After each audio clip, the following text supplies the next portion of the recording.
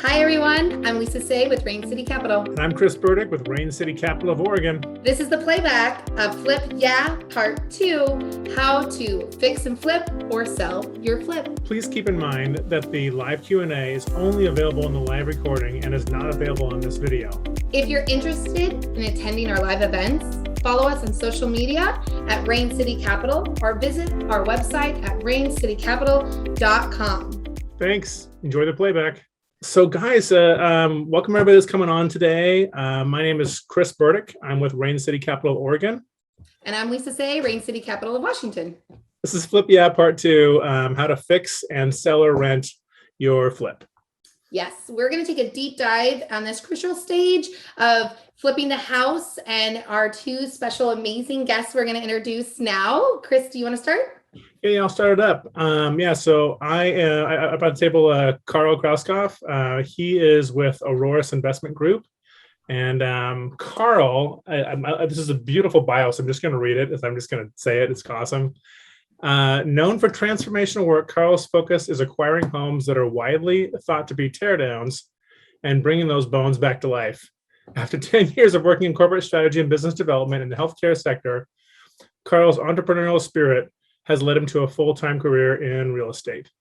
From remote buy and hold investing to hyper-local flipping and now multifamily development, Karl is now truly a pro. He owns currently 11 doors in Seattle and is targeting growth of up to 10 million by the end of this year. Welcome, Karl. Thank you, Karl. Awesome. And I'm going to welcome Wayne Smith from Wayne Smith Real Estate.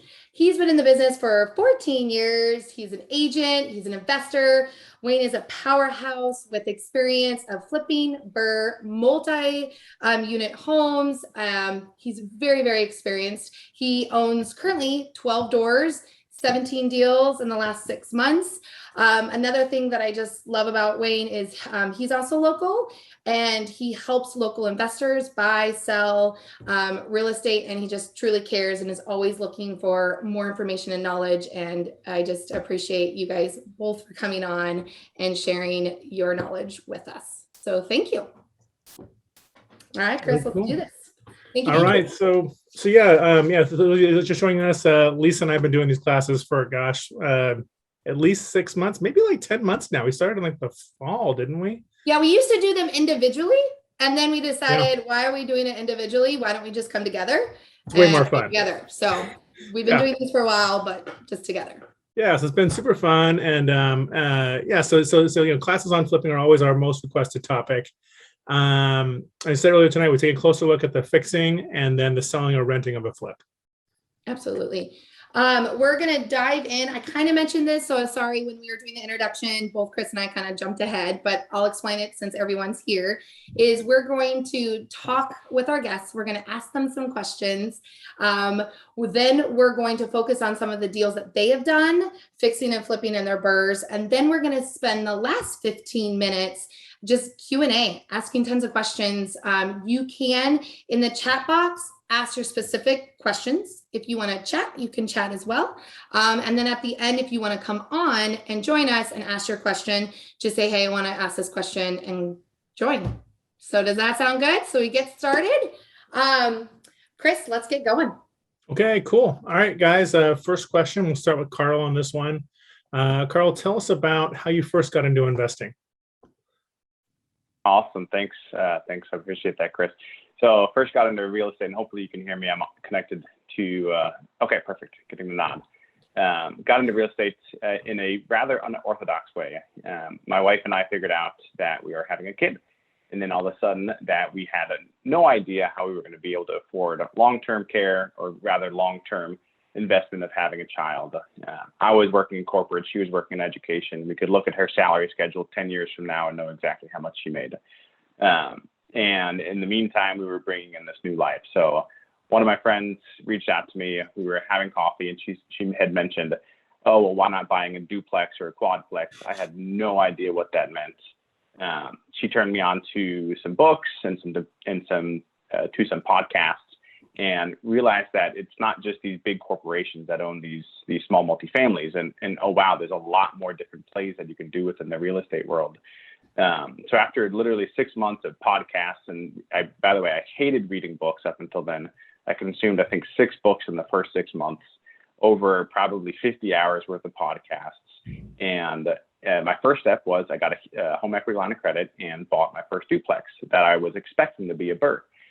Lo and behold, I bought it at the top of the market value, and there was no way in sight that I was going to get my money back out. So I had to figure out a way to get my money back out, because there was, again, no way I was going to wait until the cash flow from that duplex paid off the line of credit. So I learned about fix and flip, and did, again, about another 3 months of due diligence.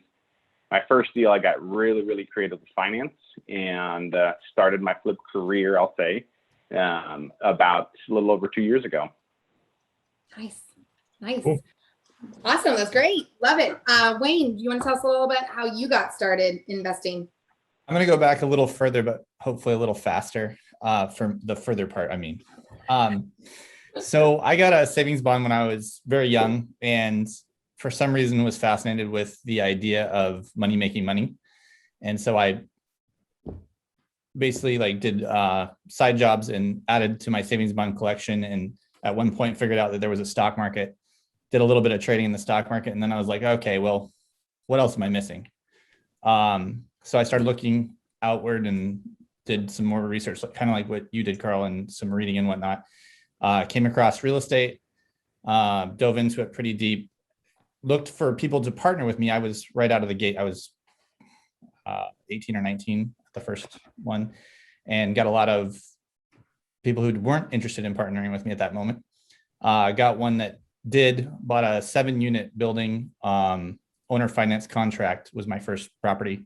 And it went so well that, being that age, of course, I decided, well, why not buy a couple more? And it was within the same 6 months, which in hindsight, could have probably waited a tiny longer, but that's okay.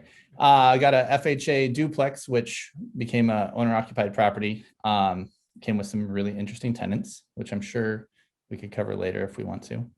And then I bought another little house that I found a business that wanted to use it temporarily. And that's kind of how it all got started. And from there, I got into selling real estate and eventually got into flipping and adding multifamily doors. Awesome. Nice. Well, you guys are very experienced, so I'm very excited to ask you all these questions. As Chris mentioned, this is part 2. So we're going to focus on the fix, and if you're going to sell it, fix and sell, or flip and rent. So we're going to kind of I wanted that expectation for people that didn't see part 1. I know people are here from part 1, but we're going to dive into, in general, after you find the deal, because we've already talked about that, how do you formulate your budget? Where do you get your numbers? And since we started with Karl, I'll go with Wayne, and then we're going to go back and forth. Wayne, you do it, and then Karl will ask, so that way we get both of your guys' experience. So do you want to start? Okay. So as far as a flip, how do I get my budget? Is what you're? Yeah, formulate your budget. How do you find your numbers? So first, I'm looking at the project and basically doing comps on it to figure out where it should comp out at. And then when I'm viewing the property, I'm kind of looking for best use. So whether the best use is going to be the full flip and take it to the top of the market, or if I can do more of a lipstick approach where I'm going to do carpets, paint, fix whatever's dilapidated, and then plop it right back on the market. And so that's kind of how I start my analysis. Then I go through the comps. I'm actually looking also for what part of it is undervalued. So is it undervalued because it's functionally not, the design's poor and I need to do a little bit more design help on it? Or is it because, dilapidation? Then basically I'm looking for the best ROI after that. And for people that may not know what an ROI is, do you want to explain that? Because we do have some newbies too. Return on investment. So I'm looking for the best possible, what I can put the least amount of, well, not where it's dangerous or anything bad like that. The least practical way to put the money in to produce a reputable product to give the best return or cash back to me or my investor with me on the project, and still feel happy about the house. Absolutely. Great. That's a great answer. Karl, what about you? Likewise with Wayne, look at the comps and work backwards. So I tend to keep things in very neat and organized buckets in my head. I have my partner now, Chris Bowen, who I think is out here, is doing a really, really great job in helping me extract that those Pandora's box, if you will, and just help me get everything into really nice, neat, organized docs, that's a standard operating procedure, so that way we can really truly scale.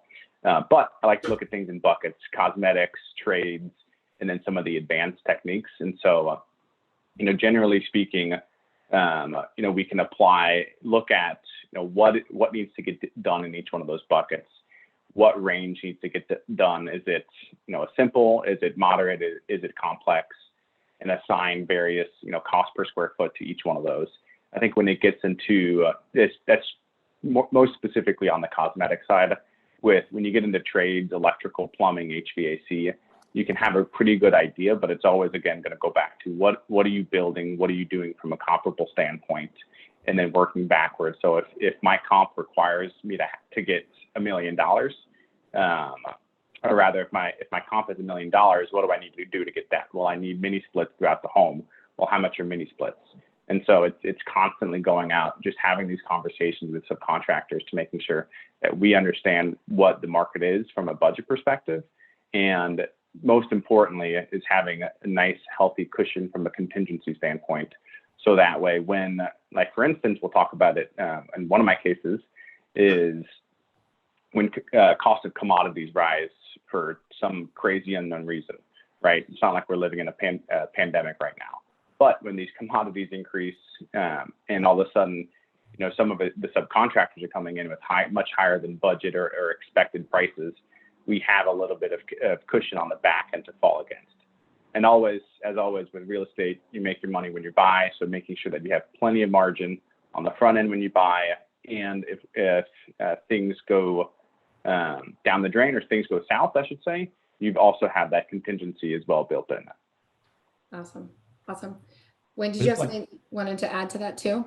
Yeah, I just, something I forgot to mention. Another thing that I'm calculating when I'm looking at scope is also where it's at in relation to my contractors and what contractors I have that are reliable and can take the project. So it'll change my scope if I don't have that, or I might actually skip the project. Right. Yeah. And I noticed that you both said contractors. So did you both start out? And Karl, if you want to ask this question, I know this kind of going off. Sometimes we do that because you guys talk and you guys say something that's really good that I know people on the panel, for Chris and I, that we know if they're freshly new or been experienced, would probably want to know is, you both have contractors doing it. Did you start out that way, or did you hammer, or did you hire? Like, can you kind of touch base on that? Like how you guys both got started? Karl, do you want to start that question? Yeah, I have always hired simply because whenever I pick up a tool without fail, I get some kind of injury. Now, they've been minor, like just slamming and just wrenching my finger between a hammer and a wall, or more serious, drilling my fingers with a drill bit when I'm trying to put up a fence picket.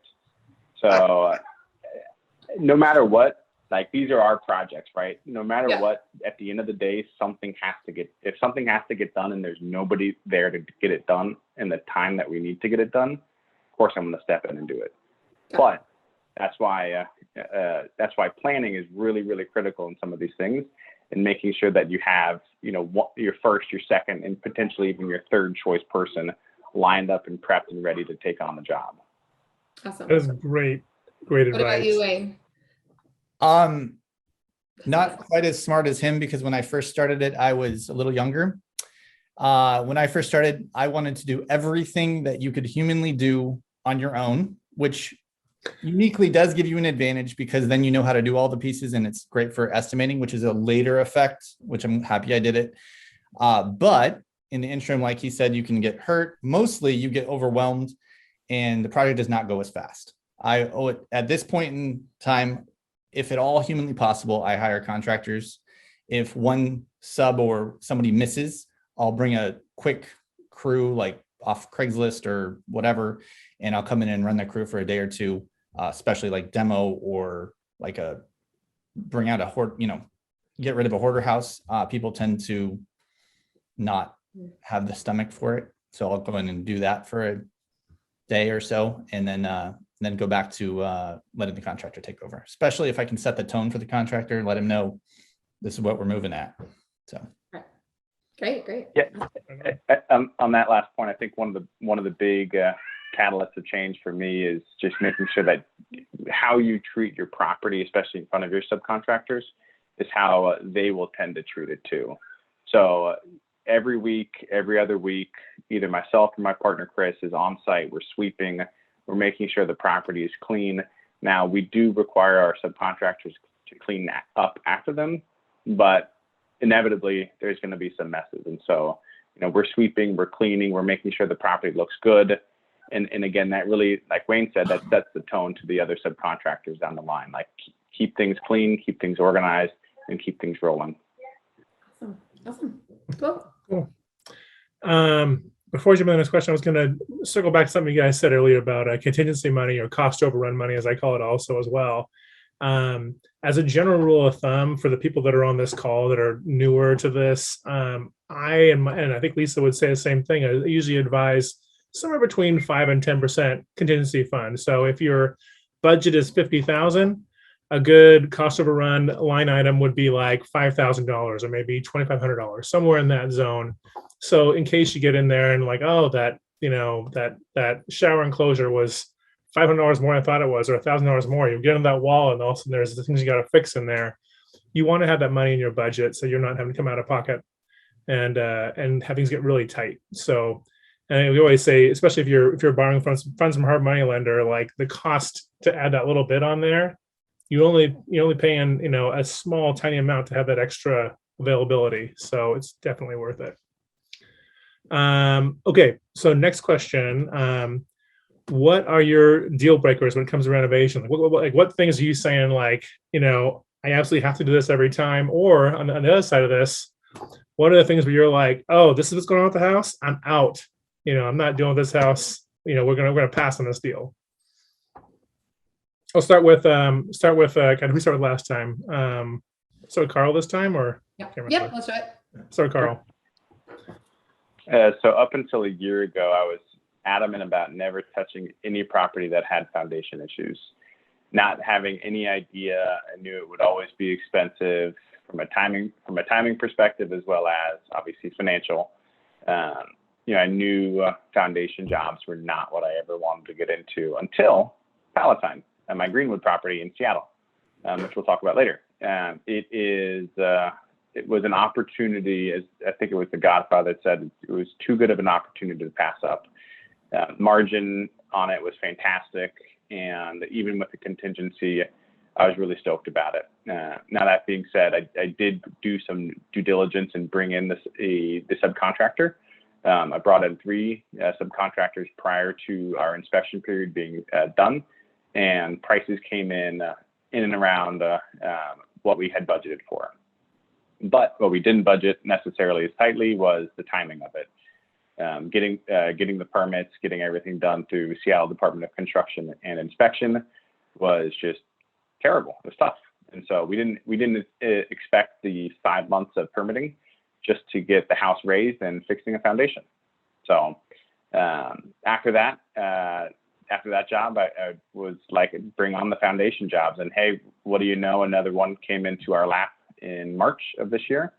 And we started rolling with that. We picked it up, and we are just sheetrocking, just finished sheetrock, and we're putting on the floors next week. So from a deal breaker perspective, I would just say I would go back to the numbers.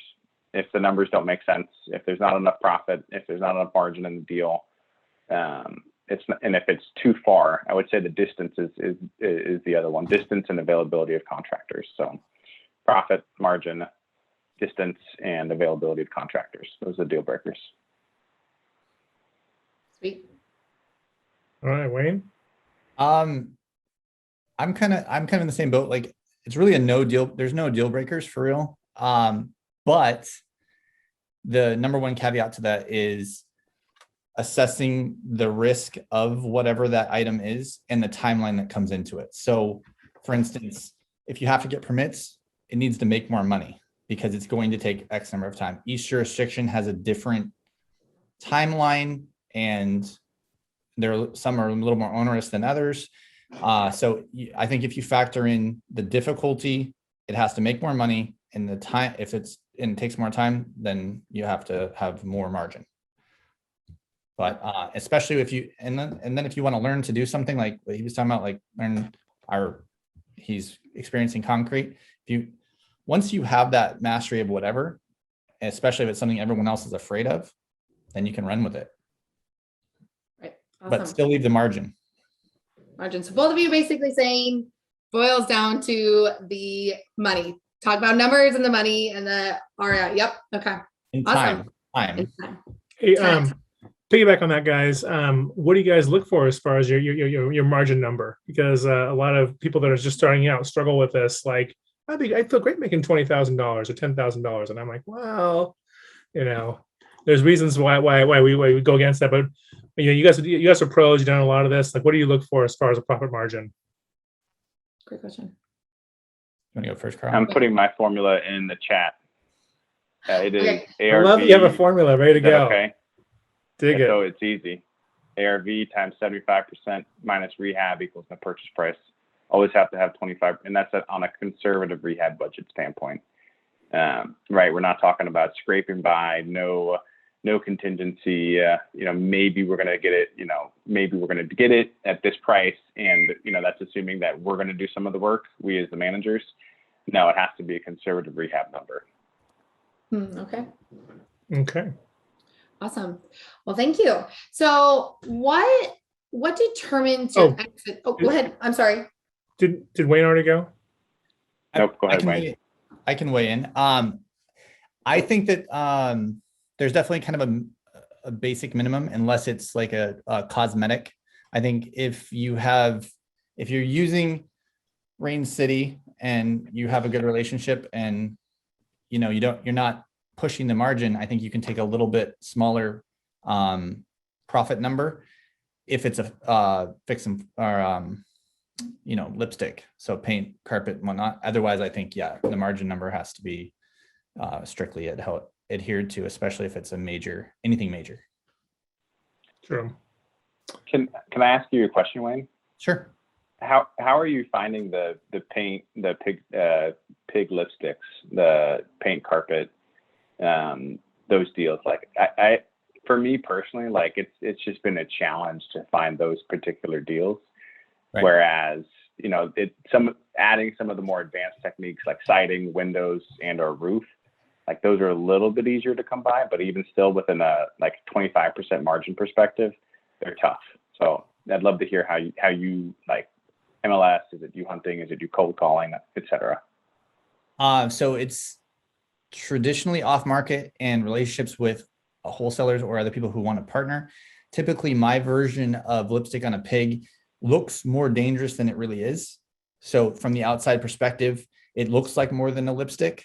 We're going to get an example of that, but I don't have, a small example of that, I guess.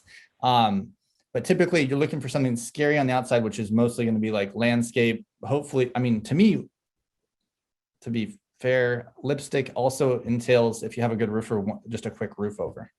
If you're not tearing it off, sure. That's, it's a quick calculation, and I can have it done in, like you, I'm sure, 1 to 2 days. And it's not too bad. And it changes the experience. Significantly cheaper. Right. Does that answer most of it? Yeah, absolutely. And one of the examples that we're going to demonstrate, I believe, is your category of lipstick on a stick. That was really lipstick on a pig. On that one. Pig lipstick. That's my favorite. No, whatever. Pig. Lipstick on a pig. I'm sorry. Whatever. You know what I meant. It's right there. As long as it has an ROI, right? Yes. Really. Okay, so both of you guys flip and both of you guys hold. So what determines you to hold the property or sell the property? What's your exit strategy and what does that look like? So Wayne, do you want to go first? Sure. So for me, it's So if it's in an area, that I want to keep things in, that would promote me to be more on the burr side. Also, if it has the potential to go into a 2-unit or more scenario, that would probably be something that I'd be more apt to burr. But the main number one thing is financing. So if I can get traditional financing, or if I can get Rain City to, I guess, under Magnolia, but if I get you guys to finance it and it meets the criteria, then I'm game for it. Barring one thing, if it's single family and there's just too much margin, then I'm probably still going to flip it and look for another project. Okay, perfect. Karl, what about you? For us, so far, it's been the temperature of the market. We've been in this, like I said, too close to 3 years. So we've been riding this bull market for a while. So, I mean, it depends on what the buyers are doing at the time that we're getting prepped to list. So it's usually, the last 1 to 2 months of the property where we're really starting to hone in on our comps, on our listing price, our listing strategy, and then whether or not it makes sense to just try and get the refi or not. Obviously, as Wayne said, some of the double occupant single families are more advantageous to hold rather than a true traditional single family. So far, it's been the temperature of the market that's defined what our ultimate exit strategy is. Awesome. Okay. Do you guys normally have like a plan A, plan B when you start though, or do you kind of wait at the end to do the plan A, plan B? Like, where do you guys determine that? At what point? Karl, do you want to? Sure. Yeah, usually it's plan A and plan B. They're like, darn, I really want to do plan A, or darn, I really want to do plan B. They're both really good ideas. I don't know which one to do. And then we get down to the wire again, month 1 or 2 remaining, and we determine what's the temperature of the market. Are things getting bid incredibly over asking, or are they at asking? And then ultimately, plan C is something like that we don't necessarily really want to do. It's not going to necessarily tank us. It's not going to be a big hit.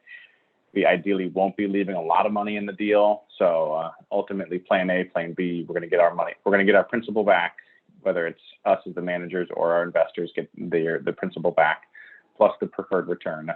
And then plan C, it's typically, we may have to leave some of the manager's cash in the deal. Got it. Okay. What about you, Wayne? So for me, I've always been able to, to this point, before entering the project or as entering the project, I have always been able to decide then. And the only thing that would change that is if the exit didn't go as planned. And so far that hasn't been the case on anything this side of 2008. You can't count 2008. That's just a learning experience for most. Yeah. Oh my gosh. Okay.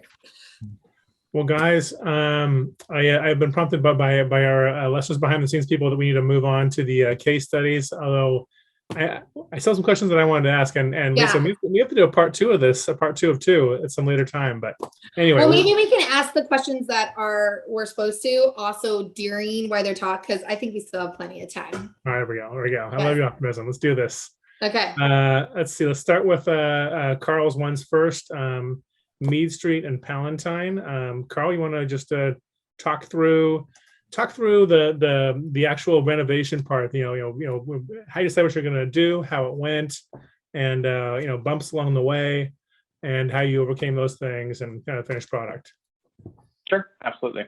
So I call South Mead Street the catalyst to actually becoming a business.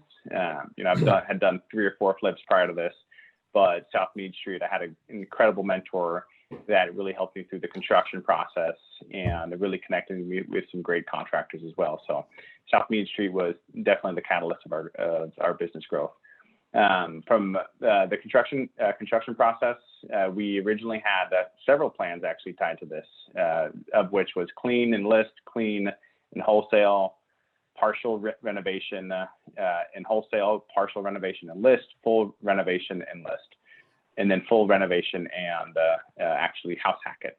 So we had, I don't know how many that was, 8 plans, and all of them were of great opportunity. So we ended up going with the full renovation and listing it, and we did incredible. So we actually ended up getting 75,000 over asking. But from a construction standpoint, it really goes back to some of the trades, right? So you're looking at your demo, you're looking at getting all of your systems back in order, your electrical, your plumbing, your HVAC, what are you doing there for your heating, cooling, and then ultimately starting to put the property back together with insulation. So this property was not a full studs out remodel. In the basement, we did do a studs out remodel and ended up having some hiccups in the basement.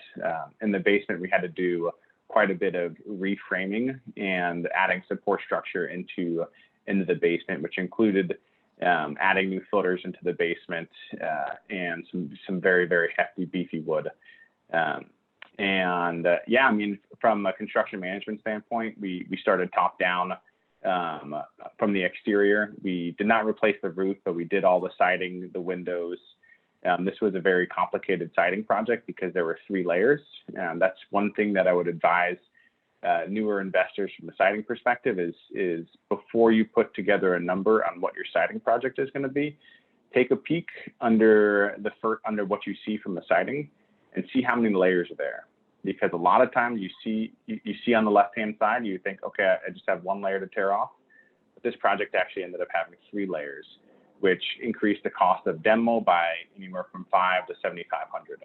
So not a huge thing, but definitely not something that you want to find out afterwards, which we unfortunately did. But other than that, we egressed 2 windows in the basement. We formalized the 2 bedrooms down there to create that 7-bed, 3-bath. So this was upstairs was 1,800 square feet, 5-bed, 2-bath. In the basement was separate unit, separate kitchen, separate washer dryer, 2-bed, 1-bath. One last hiccup was measure your door frames before you order your washer dryer. Fun story there. Yeah, the washer dryer didn't fit in the laundry room, and everything was painted and beautiful and done, and the washer and dryer show up, and lo and behold, it doesn't fit into the laundry room. So literally, I had to, and this is where you pick up a tool and you start figuring some stuff out. Remove the entire door frame and shove those bad boys in, and had to get somebody to come back out and install a new door frame. That was that was not a fun process, but yes, measure your door frames. Absolutely. I like it. All Okay, right, let's go to the next another one. Yep. Palatine. Palatine. So Palatine is in Greenwood, which is just north of Green Lake in the suburb or neighborhood of Seattle. This was I got this through a wholesaler and brought it to me and bought it for $525. We underwrote it at $930,000 on the sale. But kind of what I was talking about before, testing the temperature of the market prior to listing. Everything was going way over. This was in June of this year, and we ended up getting about $95,000 over asking, which was great. Which ended up actually being about $115,000 over what we underwrote it for. So this was a studs out remodel, the very first of my kind. Plus, this was the foundation job. There were some things that I could have done better, that I would have liked to have done better. Probably replace the roof and a little bit of other stuff. Studs out remodel, all new floors, all new systems, reran electrical, reran plumbing. We took out the HVAC system, which was a boiler system, which was crazy. But we ended up going full electric with this property. So I stubbed out and killed the gas. And everything is heated via what's called cove heaters. So if you look at the window on the right-hand side, just above the window, you see a little, I don't know what you would call that, what it would look like, but maybe like an eyebrow to the window. Yeah. That is actually called a cove heater. Cove heaters are all electric and technically classified as baseboard heat. However, they're slick, they're clean, they look nice, and they produce an insane amount of heat, and they're very, very energy efficient. So if you're ever doing any big multifamily remodels and you have the opportunity to change out baseboard heaters, I would highly recommend the cove heaters. So with this property, I still followed the same monochromatic design that I did at the South Mead property. Everything black and white, nice, clean, simple. You know, one thing that I would mention about loving with flips that I love is the transformation that it does to a neighborhood. Anytime and every time I go to a property, except for one property, I won't talk about that one. Every single neighbor is absolutely just head over heels about what you're doing. In my experience so far, they love what you're doing. They're so thankful. Obviously you're coming in and you're boosting property values. You're also getting cleaning up the property as well. And so, you know, that's one thing that I really, really do enjoy about flipping is that, you know, you really get to have these good conversations with the neighbors, and you really connect with, you really do connect with a lot of them. In fact, I connected with one of these properties and ended up referring them out to buying a different house. So, you know, really getting out and just having those conversations with neighbors is a really fantastic way to, you know, kind of connect what you're doing to a greater good. That's awesome. That looks amazing. Absolutely. All right, I think we have it. Those are great. I believe someone says where they're Say covered on the feeders. Code feeders, yeah, I can respond to that. Okay, perfect. All right, well, I think you're responding to that, I think the next two are going to be on Wayne's deal. So Wayne, do you want to talk about your deals? Sure. Hey, Karl, good job on design on those too. Yeah, seriously, looks great, man. Repurposing and function looks good. So this is for me more of a lipstick on a pig, as we were talking about earlier. Don't really have befores, but if you could imagine just basically massively overgrown landscape that made it look a little scary. Functionally, we went into the property and all the windows that you see here were pretty much covered. So from inside, you couldn't see that there was a view. We knew there was a view because we were on the roof and on the deck, obviously. Weren't quite sure what level at the very beginning we were going to get for that view because of the suppressed sales with COVID. So yeah, I think, I'm not sure what our next picture is, but yeah, so we basically, as far as construction goes, it was paint. We did new floors downstairs, fixed things that were broken, basically a little bit of light plumbing, put in a little bit of trim, a little bit of, I think a little bit of tile, and made it really pretty, did the landscaping up, and the view made everything for it. So this one is one of the faster projects. That's a pretty good shot of the view. It's a little bit better than that, actually. This is from start to finish, 36 days. Yeah. So that's awesome. Yeah, when you called to pay it off, we're like, wait, what? Like, it's done? What? Yeah. So we didn't quite make a payment by the time of having to pay off. No. Wait, so you renovated it and had it sold and closed your sale within 36 days? Correct. How fast was the escrow process? Was it like 5 days? Escrow was 10 or 11 days. Dang. So it was crazy. I mean, all the stars aligned, right? Like all story be told, right? We went in the project. It ended up being as cute as I'd hoped, at least view wise, when the things we couldn't see. I had a partner in this deal, so there's, I'm protecting him a little bit too. But in this process, I thought it was worth more than what we'd agreed to list it for. He was reluctant to go to that level at the beginning, and I was pretty sure we were going to get a little bit higher. So we listed it and ended up going a little over 100 over.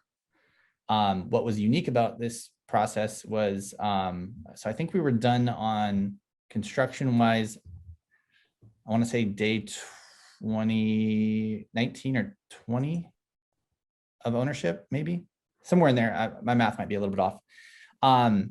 And we went on the market and had a short review period, ended up with multiple offers, and we just got fortunate enough that someone in the neighborhood really, really wanted to be there, or someone who wasn't in the neighborhood but used to be in the neighborhood really wanted to be there, and they had all cash.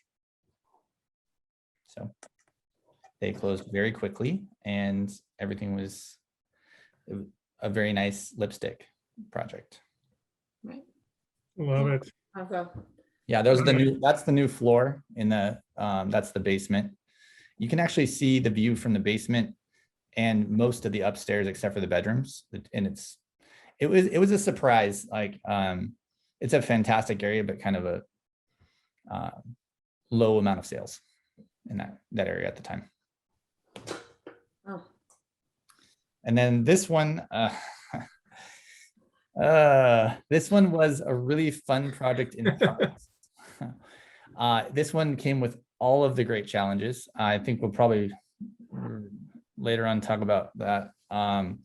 This one You can actually talk about it now because that was one of the questions that we missed. So go ahead and just talk about what kind of challenges that you faced on this one and how to. So this one ended up being an issue with it got red tagged, and it was red tagged when we kind of took over it. We had huge issues with the city. The city looked at us kind of like felons, I would say. I mean, we weren't, but they looked at us like that. They definitely were not in any interest in helping. We had to do full set of plans. We actually had to tear things out and put back that were just fine.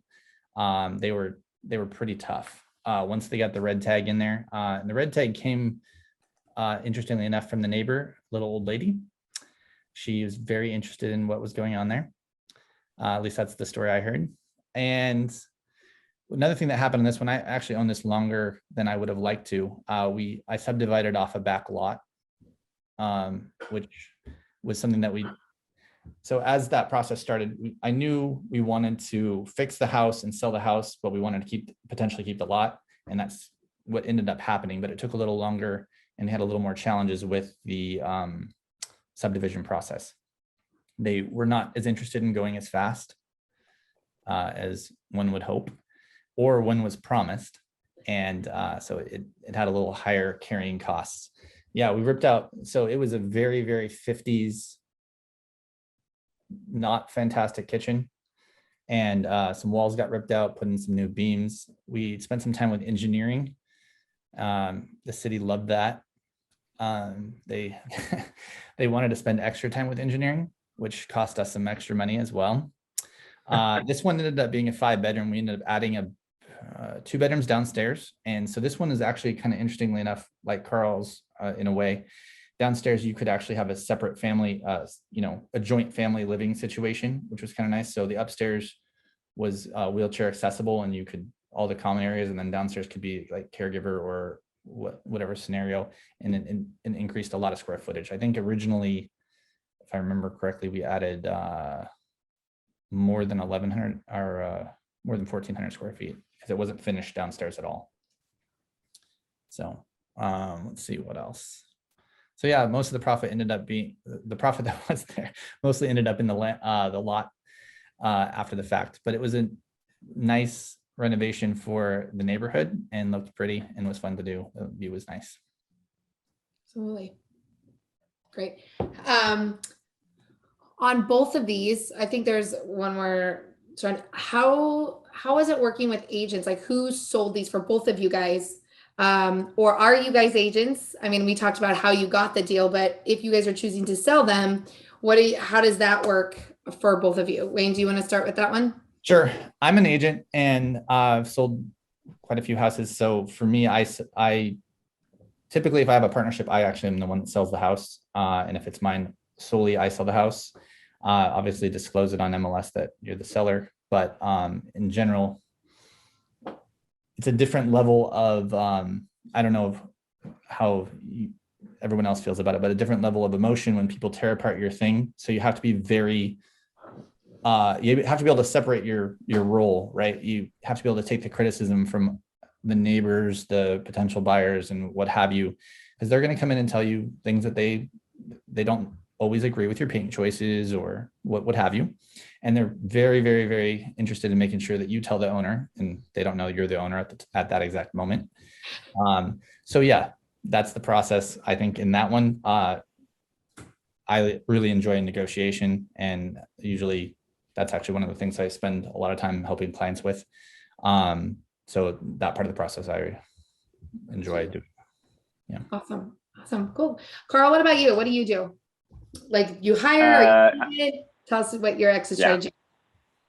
So I'm an agent as well with Keller Williams, and for the most part, I actually will offer any of the brokers or wholesalers, if they've got a license, the list back, whether or not they require it, due to the idea that trying to have them push me more volume, from an acquisition standpoint. So the more that I can reward or turn back more revenue to the people that bring me the properties that meet my buy criteria, the more likely, at least presumably, that they would bring me more of the deals on the front end as well. Now I do bring, all my photography, all of my staging, my cleaners. So I basically give the listing agents, these properties with zero cash out of their pocket. So pretty much all that they're doing is just the listing work, maybe a couple things like paying for the sign and paying for, booties to go in and masks or whatever it happens to be, but something that's super minimal, right? I'm even paying for the custom websites and everything. So I'm basically turning over a complete package to them for them to manage the end negotiation. Awesome. Susie just asked a really good question. It just popped out. Well, guys, I think we're gonna wrap this up. Let's see, real quick. So Rain City, we're really all about like real and mutual lasting success. We're all about relationships and making sure that you win, we win. A couple of rates down on here that for the fix and flip, which is kind of the bread and butter. It's low as 7.99, and 30-year rental. You guys have probably seen the emails coming out, but those just came down last month from 4.25 to now 3.75, which is a phenomenal rate on rental property. I mean, I think we're competing with conventional at that point. So if you're interested in a 30-year fixed product as an investor, definitely something to take a look at with us. We have our next class is September 16th. It's a hard money 101. So if you are interested in that one, please register. We will send that information out to you as well. Thank you, gentlemen. And thank you for our guests for coming. And until then, we will see you guys next month then, hopefully. Thank you. Right. Love it. Thank you. Thanks, you, everybody. guys. Bye. Have a good night, everybody.